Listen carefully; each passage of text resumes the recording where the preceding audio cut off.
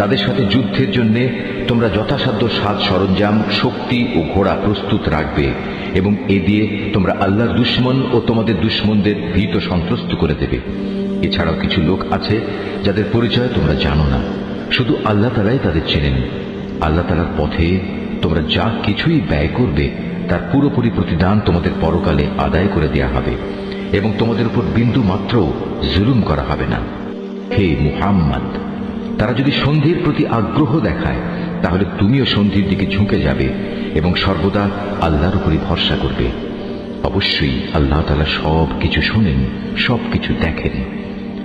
আর যদি কখনো তারা সন্ধির আড়ালে তোমাকে ধোঁকা দিতে চায় তাহলে তোমার দুশ্চিন্তাগ্রস্ত হওয়ার কোনো কারণ নেই, কেননা তোমার রক্ষার জন্য তো আল্লাহ তাআলাই যথেষ্ট। তিনি তাঁর সরাসরি সাহায্য ও একদল মোমেন দ্বারা তোমাকে শক্তি জুগিয়েছেন। আল্লাহ তাআলা এই মোমেনদের দিলকে পারস্পরিক ভালোবাসা ও সম্প্রীতির বন্ধনে আবদ্ধ করে দিয়েছেন। অথচ তুমি যদি দুনিয়ার যাবতীয় সম্পদ এর পেছনে ব্যয় করতে, তবু তুমি এই মানুষদের দিলকে ভালোবাসার বন্ধনে আবদ্ধ করতে পারতে না। কিন্তু আল্লাহ তাআলা এদের মাঝে প্রীতি স্থাপন করে দিয়েছেন। অবশ্যই তিনি পরাক্রমশালী ও বিজ্ঞ কুশলী।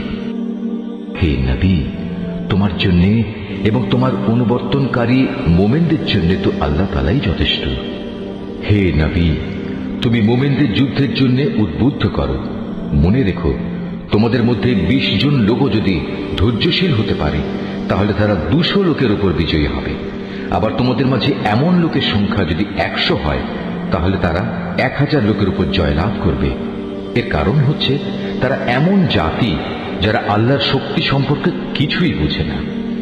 এই নিশ্চয়তা দ্বারা এখন আল্লাহ তাআলা তোমাদের উপর থেকে উদ্বেগ ও দুশ্চিন্তার বোঝা হালকা করে দিয়েছেন। যেহেতু তিনি একথা জানেন তোমাদের মধ্যে কিছু দুর্বলতা রয়েছে, অতঃপর তোমাদের মধ্যে যদি 100 ধৈর্যশীল মানুষ থাকে তাহলে তারা 200-র উপর বিজয়ী হবে। আবার যদি থাকে তোমাদের 1000 ধৈর্যশীল ব্যক্তি তাহলে তারা আল্লাহ তাআলার হুকুমে বিজয়ী হবে 2000 লোকের উপর।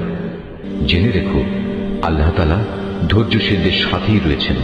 কোন নবীর পক্ষেই এটা শোভা পায় না যে তার কাছে বন্দীদের আটক রাখবে যতক্ষণ পর্যন্ত সে জমিনে রক্তপাত ঘটাবে এবং আল্লাহর শত্রুদের নিপাত না করে দেবে।